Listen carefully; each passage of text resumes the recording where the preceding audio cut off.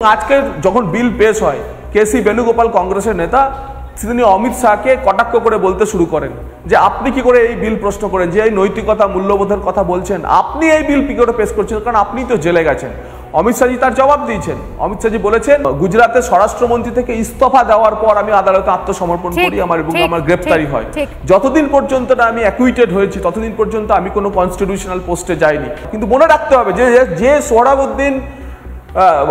সোহরাবুদ্দিনের fake encounter কেসে তৎকালীন কংগ্রেস সরকার এবং পি চিদম্বরম তিনি অমিত শাহকে জেলে পুরেছিলেন।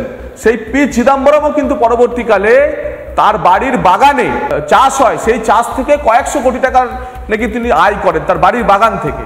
তো সেই মামলায় তাকে জেলে যেতে হয়েছিল, কোর্ট কিন্তু এখনো তাকে অ্যাকিউট করেনি। তার ফলে মিথ্যে মামলা কংগ্রেস বারে বারে বিরোধীদের উপর চাপিয়েছে এবং তার ফলে তো আজকে এরা বলছে কি যে বিজেপিকে মনে রাখতে হবে একদিন তারা বিরোধী আসনে বসবে। আমরা জানি যে আমরা বিরোধী রাজনীতি থেকেই উঠে এসেছি, আমরা বিরোধী রাজনীতি করব, কিন্তু তারপরেও আমরা এই রাজনীতিতে মোরালিটি, এই রাজনীতিতে নৈতিকতা আনতে চাই। কিন্তু কংগ্রেস তারা বিরোধিতা করছে কেন? বরং এটাতে যুক্তরাষ্ট্রীয় কাঠামো আরো শক্তিশালী হবে। তার কারণ এক এক রাজ্যে এক এক ক্ষমতায় থাকবে। প্রত্যেকে যদি নৈতিকতার রাজনীতি করে তাহলে অন্তত পক্ষে রাজনীতিতে দুর্নীতি অনেক কমে যাবে।